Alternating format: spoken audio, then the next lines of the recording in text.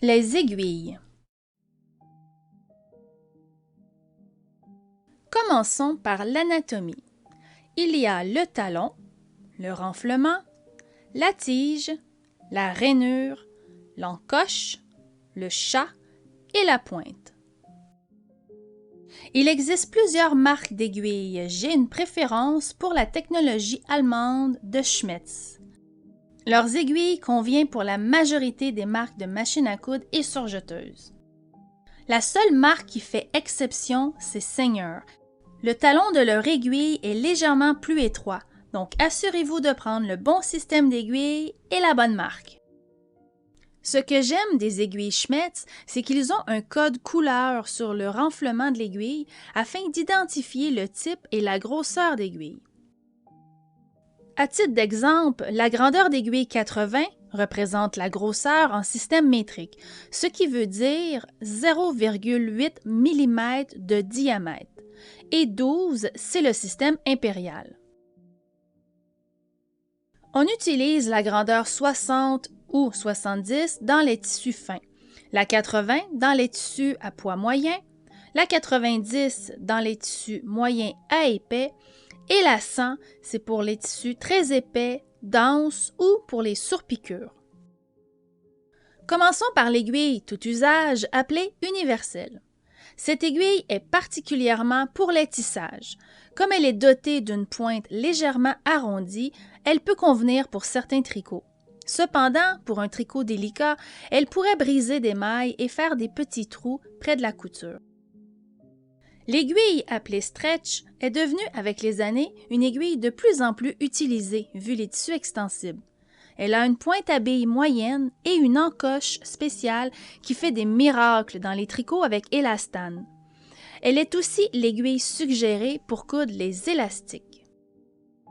J'aime bien aussi l'aiguille Blue Tip de Genome.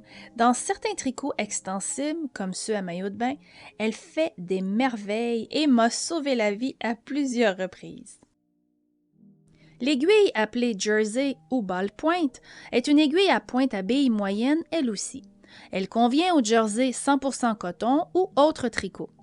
Elle tasse les mailles au lieu de les trancher, ce qui prévient l'endommagement des fibres. Elle ne causera pas de petits trous.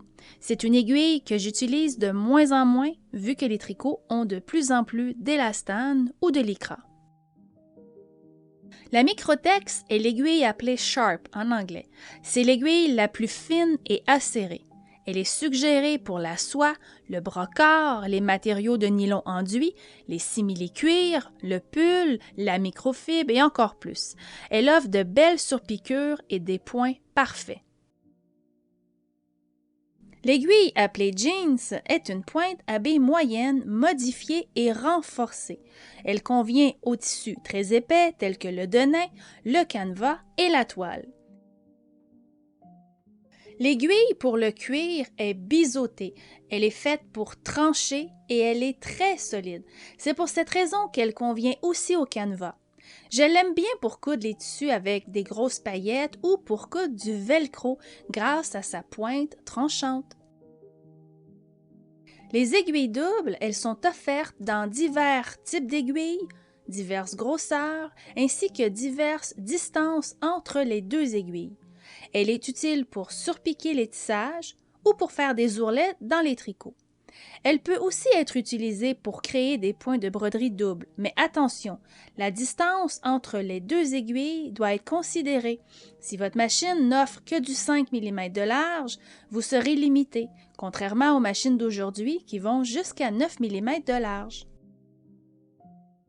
Référez-vous à notre tableau téléchargeable pour plus de détails et la description des autres aiguilles qui existent aussi sur le marché. À vous de voir vos besoins et de bâtir votre inventaire d'aiguilles.